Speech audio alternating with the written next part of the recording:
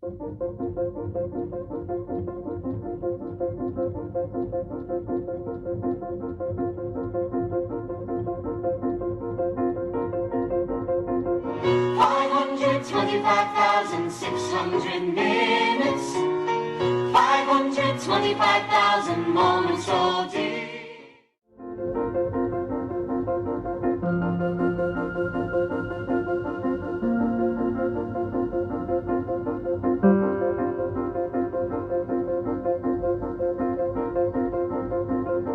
What if the workshop happens and nothing changes?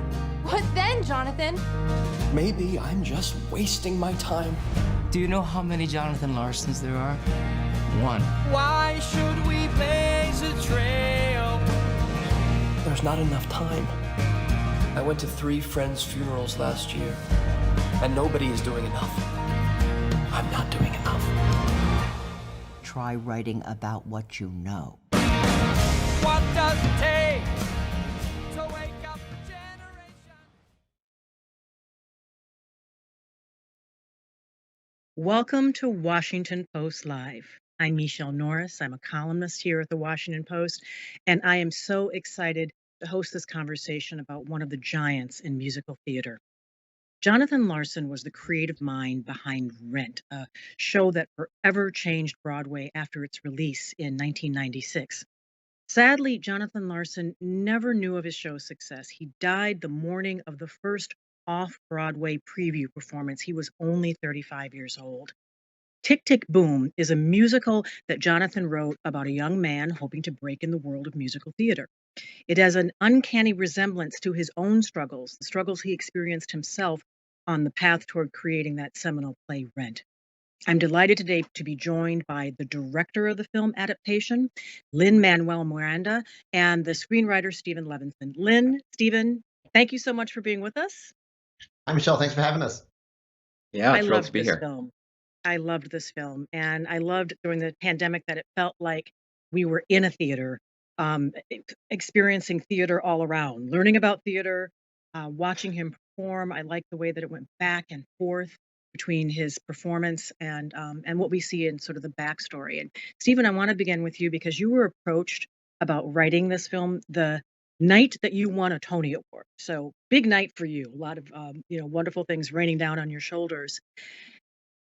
Talk to us about that moment and what it meant to you to be approached about this film, because I imagine that to do something about Jonathan Larson had to have special meaning.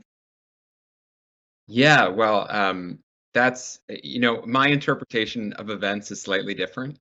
I was I'd heard about I knew that Lin was directing an adaptation of Tick, Tick, Boom, and the second I heard that, I immediately threw my hand in the air and said, I would love to do this.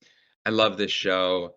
I love Jonathan Larson. I'm one of the many people, I know Lin included, for whom Rent was, the defining theatrical event of my youth. And so for a few months, I had been sort of what I felt was lobbying pretty hard. And then the night of the Tonys, I saw the producer Julie O in the hotel lobby of the Carlisle Hotel, where there's a big Tony party, and actually none of us could go upstairs to the party because it was too crowded. But there in the lobby, she said, I would love you to write this movie. And I was like, I would love nothing more than to write this movie. So there's a lesson in that to, go for those things that you care about. Raise your hand. Don't wait for opportunity to come to you. Absolutely. Lynn, this is in some ways it's a story about Jonathan Larson, but it also is in some ways your story. He had such an impact on you. I heard that you saw Rent on your 17th birthday, and that it was a definitional moment for you. You saw through that what musical theater could be, and the story of Jonathan Larson in some ways mirrors your own story. Could you unpack that for us? Absolutely. And yeah, I loved musicals. I think, like most folks, I fell in love with musicals not by seeing Broadway, because it's expensive to see Broadway, but by doing the school plays in school. And they always took place in some other land in some other time. The closest we got was sort of Chorus Line and West Side Story, but even those are period pieces by the 90s. And so for my 17th birthday, my high school girlfriend, Meredith Somerville, got me tickets. We sat in the last row of the mezzanine of the Nederlander Theater. And I'd never seen a show that felt so contemporary, that took place in my hometown, just a couple hundred blocks south, and looked like the New York I lived in. It was the most diverse cast I'd ever seen on a stage. And that's the night I went from admiring and loving musicals to thinking I could write one, because it was obvious that Jonathan had written with love about his community, and it felt real, and it felt approachable. When creating the set for his little teeny apartment with the shower in the kitchen and the bookshelves that are sagging and the music that you can see on the wall, as I was watching that, I remembered, Lynn, a feature about you where you were talking about your own childhood bedroom. And I wondered, in creating this set, if you were creating Jonathan's home, but if you also had your own life in mind. Yeah, well, it's interesting. First of all, Alex DiGirlando and his incredible team did a painstaking version of Jonathan's apartment. I think the only departure is the hallway's a little wider so we can fit cameras in it. But other than that, it's the apartment. And again, there were so many times where it felt like Jonathan was giving us gifts. Julie sent us this video of Jonathan with a camcorder, and it's this first person narrating all of the stuff on his shelves because he's scared there's going to be an electrical fire, and he's filming it for insurance purposes. So as a result, we have the most detailed sort of look at his apartment from Jonathan himself. But it's interesting, when you're making a movie, you have to make so many decisions that you can't help but sort of show yourself in the process of making those decisions. And I remember showing the first cut to one of my best friends, Kiara Hudes, with whom I wrote In the Heights. And they had that first shot of Jonathan cradling his keyboard in his bedroom. And she looked at me and said, "Lynn, that's your bedroom." And it looked exactly like my bedroom, with the futon on the floor and the keyboard, within arm's reach in my 20s. And I had this sudden fear of, oh my God, this movie's so much more personal than I thought. Because I remember thinking at every step, what would Jonathan Larson do? Let's get it right. But you can't help but sort of sweat into the recipe as you're making the meal. So that's a beautiful image. I'll try not to think about that next time I cook. So you were guided by his camcorder, but you were also guided by his papers. Stephen, you and Lynn went to the Library of Congress, where they keep Jonathan Larson's papers, and you were able to swim through all of that. So at some point, someone went through everything in that tiny little apartment, and actually cataloged it. What was that like, and what did you find? Well, that was a really magical, incredibly special day at the Library of Congress, where we went with Jennifer Tepper, who is a musical theater historian and just knows everything about everything, but especially about Jonathan Larson. And she was sort of our guide through the archive. And we basically just went through and found everything we possibly could on Tick, Tick, Boom, and everything on Superbia, which is the show that Jonathan was writing before Tick, Tick, Boom, that much of Tick, Tick, Boom focuses on. Mm-hmm. And we sort of madly took pictures of everything and made copies of everything and tried to find. The tricky thing with Tick, Tick, Boom is that it was John performed it in his lifetime, this solo show called Boho Days at times, and then sometimes it was called Tick, Tick, Boom. And he performed it a few times over the years, but it was never fully produced. It was never given a real production, and it was certainly never published. And so there was no sort of official script or final script, authorized script. So what we were doing is trying to find every version that we could, every iteration that he had done.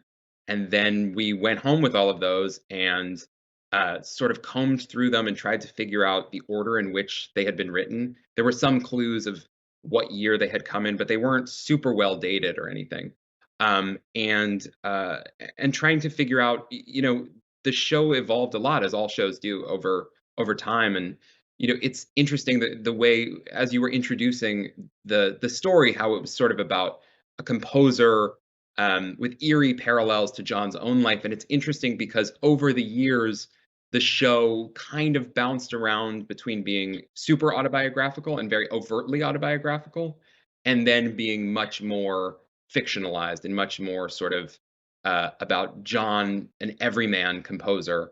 And I think one of the decisions that we made certainly early on was to say that actually this was going to be the story of Jonathan Larson and not everyman John, a musical theater composer. It was about Jonathan Larson in this specific moment of time, with this specific musical superbia. Did that put more pressure on your shoulders when you decided to make this story about Jonathan Larson because he is, he's so iconic? Did you feel like I have to not only get this right, but I have to make sure that I'm showing the interior of his life in a way that the people who are closest to him will understand, and the people who have grown to love him through his work will embrace? Absolutely. I mean, I sort of think our research came in two phases. There was kind of the Library of Congress, the reading, the collating, the looking at documents, and then the second phase of research was getting to talk to his friends and family. And Lynn and I got to speak to many of his friends, and certainly Julie Larson, who was there from the beginning, in all ways. And that was how we kind of helped to fill in the blanks of who this person was, because I do think John, in writing his solo show, was a little bit at pains to not make it super like his personality doesn't necessarily come through in it. It comes through inevitably in the music, of course, but the little quirks, the little things, it was a 55-minute solo show, so it didn't have time to dig into the intricacies of his life. And the amazing thing with film, of course, is that, as Lynn was saying, we are able to recreate his life in such incredible detail. And so to get those details from his friends and family there was certainly a burden of it, of feeling like we better get this right, but they made it feel like a real joy to get to bring that back to life. And in the ensemble, we all need a friend like Michael, who will tell us what we need to hear in the moment. We saw it in the introductory clip. There's only one Jonathan Larson at a moment when he was ready to throw in the towel and head in another direction. We all need that person in our life. Lynn, because this is film, the stage is, it seems where you are, I don't want to say most comfortable, but where, we've gotten to know your work through stage, now increasingly through film, with Mary Poppins and Encanto, those of us who were singing it all day long, along with the soundtrack. So big ups on that. But what elements of stage directing did you employ in making this film? Oh, that's such an interesting question, and a great question. I think for me, I knew I needed theater actors to populate this film. From number one on the call sheet, Andrew Garfield, who, I fell in love with watching him in Angels in America at the National Theater. He is a stage creature. We know him as a movie star. But he's a movie star who can do an 8-hour Tony Kushner play and never miss a performance. To Robin, and so what I love about working with folks who came up in theater is there's a real discipline there, and there's also a real sense of joy and collaboration, because the difference between theater acting and film acting is the director leaves at a certain point in theater, and it's up to the actors to keep the show going, to continue to find those moments on stage. And so to have basically an entire movie populated with theater artists was incredible, because there was a real sense of collaboration. I think the biggest thing I brought was rehearsal, and I also learned that from working with Rob Marshall on Mary Poppins. He was a Broadway director and choreographer who transitioned to film, and you rehearse for 3 months before any camera is rolling on you. And I couldn't afford to rehearse for 3 months, but we rehearsed as much as we could, so that not only the dance sequences, but really just sort of continuing to workshop the show. We did readings around a table for a year before we started pre-production. And again, that was my way of kicking the tires of it as an evening. And that's what I know how to do best. So wait, he has a theater background, but does he have a background in musical theater? No, Did he that have was to the that learn was how to yeah, did he have he had to to learn. Yeah, and he had never sung, but what was exciting was when I sat down with him, I basically asked, I said, "Can you sing?" And he said, "I've never done that professionally, but it's a part of me that I've always wanted to explore, and I've never had the opportunity to do it."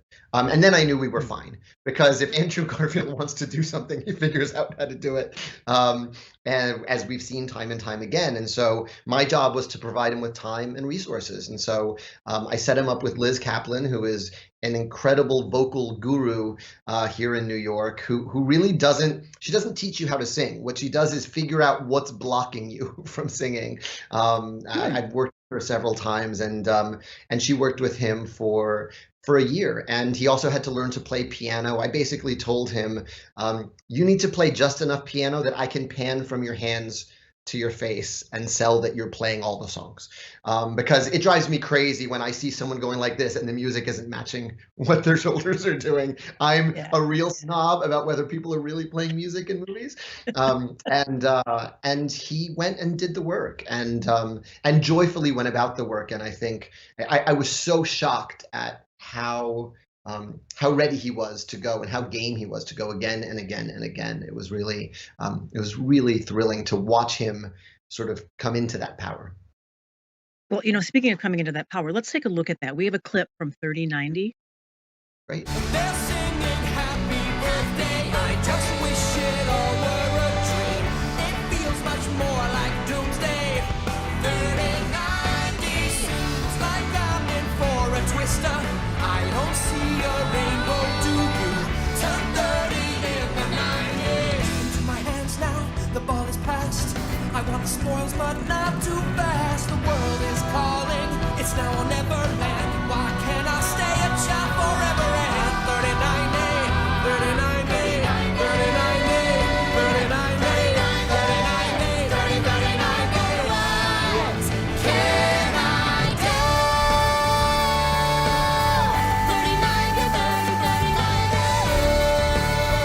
What can I do?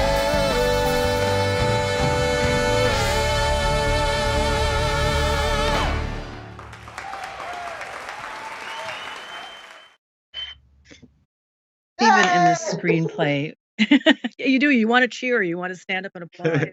In the screenplay for this, Stephen, you capture the pressure that writers face, and you also beautifully capture something that is referred to in the title: the notion that he was running out of time. That something was on his back, and we see that in the story of his friends who are dying of AIDS, but also this sense that I'm about to be 30, that it's all going to be over.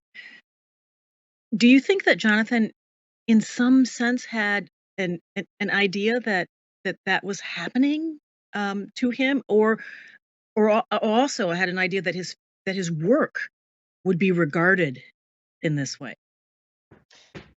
It's so interesting because, I've said it before. It feels like we came up with the title "Tick Tick Boom" to be ironic. You know what I mean? After the fact, like, oh, wouldn't it be interesting if this young composer knew he was running out of time? But we didn't come up with any of that. None of that is from us. That's all John. John wrote a show called Tick Tick Boom. John is the one who was obsessed with this idea of running out of time, and we just put that on screen.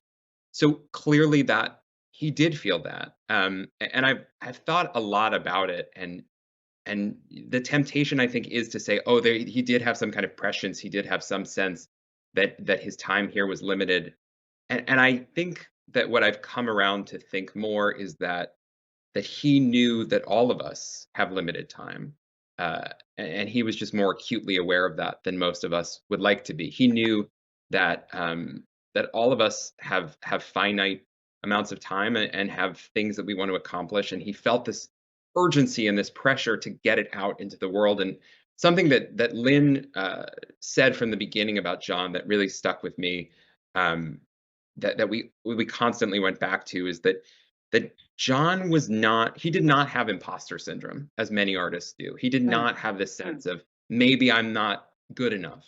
That was never his problem. His problem was, what if the world doesn't recognize what I have? What if I put it out there and they don't see how special it is? And what if I don't have enough time to get it all out there?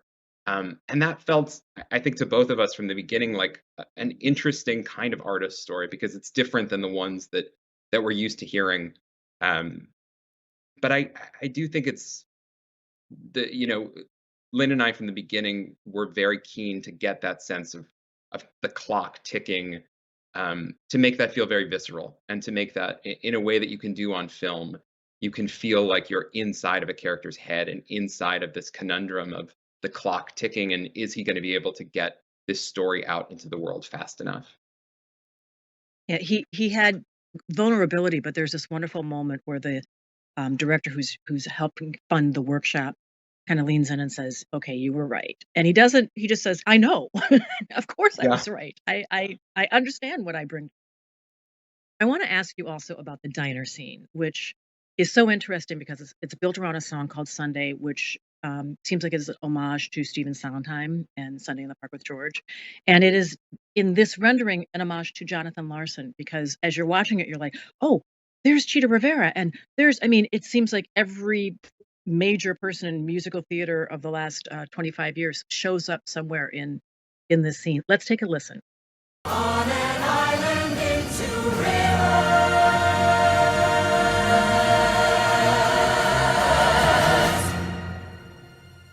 On an ordinary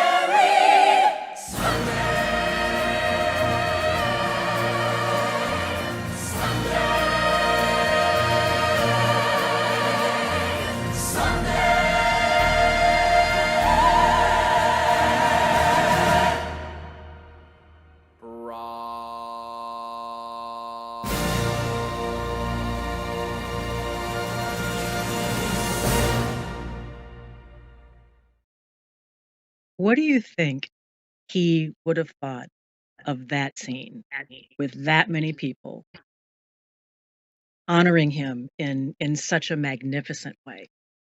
Oh, I hope he's doing backflips. That's the that was the hope. The sort of irony is he wrote this homage to one of the great group numbers at the end of Act One, and he only ever sang it as a one-man song. And we realized we had an opportunity to make the choir of Jonathan Larson's dreams. And if one of his dreams is changing the landscape of musical theater, which he did but didn't live to see, we could also populate it with those shows that are influenced by his work. So that's why, Beth Malone is there representing Fun Home, and I have two of my Schuyler sisters in there, and there are his Rent original cast members, some of whom he hasn't met yet in the timeline of this film. But it's a galaxy brain moment for him, and I'm so glad you showed it from that moment, because one of the other touches that I love that really happened later in the process was that final touch of the marquee of the Moondance Diner turning into a marquee and saying music and lyrics by Jonathan Larson in his handwriting. I think about how much he loved Sondheim and didn't live to see a Broadway theater renamed the Stephen Sondheim, where there's his name in Sondheim's handwriting. So I wanted to do the same for John in the last brushstroke of the sequence. And he didn't see his name in lights like that. So there Yeah. was, that beautiful moment. There's a scene where he always carried a notebook with him, and he was always scribbling in that. And you use that beautifully because you see when he's having kind of the thought bubble, it's not like a thought bubble, but it's the words populating the back of the screen in his handwriting from his notebooks. And I wondered if we would see the same genius today if he was not just writing in notebooks, but if he was participating in social media in some ways, if there wasn't the outlet that we all have, where we're always writing about what we think, showing what we think on TikTok, on Instagram, on Twitter. And because there wasn't that outlet, all of that was like a pressure cooker. It just sort of stayed inside his notebooks and stayed inside his brain. Yeah, well, I'm so glad you brought up those questions and his scribblings, because when we went to the Library of Congress, we talked to Mark Eden Horwitz, who curates his papers, and he gave us an insight that we ended up using in the film, which is that Jonathan writes differently. Like, he writes differently than I write. He would ask himself questions. A lot of his notebooks really were populated with questions, the most famous of which is, how do you measure a year? And there's a piece of paper that says 52 weeks, 365 days, and then circled 525,600 minutes. And it was such a beautiful insight, because the last song of his piece, every lyric is a question. And that's really kind of exactly where Jonathan Larson is at the end of this film. He's asking questions and he's writing his way towards the next insight. In processing the fact that no one wanted to produce Superbia, he created this incredible portrait of the artist at a crossroads. Lynn, we have it is interesting. Go ahead, Stephen. Oh, I was just going to say, it is interesting, the social media question, and the fact that all of these things, Superbia took 8 years, the show that he was working on, and Tick Tick Boom he worked on for, I don't know, 4 or 5 years, Rent the same, and these things take time. And it is interesting in a culture where we're expected to just keep sort of producing ideas and content, and like trying to find that time is difficult. And But he also predicted social media. In the plot of Superbia, he talks about these things called media transmitters that break on purpose so that you buy new ones, and that there would be the have-nots who watch the super rich do things, which is the best description of Instagram I've ever heard. And he wrote it. So these films, this film took a long time. You workshopped it for a year. His productions took a long time, 8 years, 4 years. And we see that he was struggling with this and didn't know if he could stick with it. We have a question from Anne in Minnesota, and she asked, have either of you ever thought about throwing it in and ever thought about quitting? And what keeps you going? Well, I mean, this sounds hyperbolic, and it sort of is, but it's like, yes, every day. I mean, I think that I think not quite, but like I think what you learn, or I've certainly learned as a writer, is that those insecurities, those fears, that sense of I just can't do it this time, that never goes away. Because I think, especially when I was a young writer, I had a feeling of, well, once I have some success, then I'll feel set, and then I'll know how to do this and keep doing this. But as a writer, you always go back to the blank page. That's always there for you. And I think I find that comforting in some ways, because we all have it. There is no writer. You think of Sondheim, you think of Jonathan Larson. Just because they made incredible things doesn't mean that they didn't wake up the next day and go back to that blank page and back to those same questions and back to that same burning need to express themselves, and trying to figure out the form in which to do it. I also think that a huge advantage I had was seeing this show when I was 21 years old. I was a senior in college when I saw the posthumous off-Broadway production of Rent that was beautifully directed by Scott Schwartz and starring young Raul Esparza and Jerry Dixon and Amy Spanger. And what the show asks you, that 90-minute show, is, are you okay with chasing your passion if the world doesn't notice while you're alive? That's a tough question when you're 21 and you're a theater major, and it's the field you want to go into. And I sat with it for a long time. I remember stumbling out of that theater because of the questions the show asked of me, but it also clarified my resolve.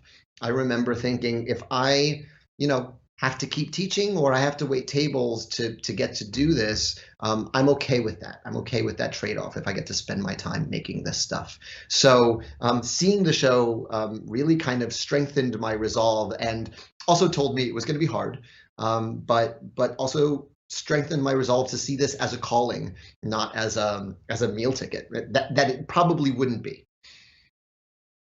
And there's that wonderful, all of the supporting cast, every single one of them made the most with their time, even if it was limited. So when Judith Light as Rosa, his agent, tells him, honey, you just got to sit down and start writing again. And you do it over and over and over again, because that's what a writer does. And as a writer myself, someone who's trying to finish a book, that really spoke to me.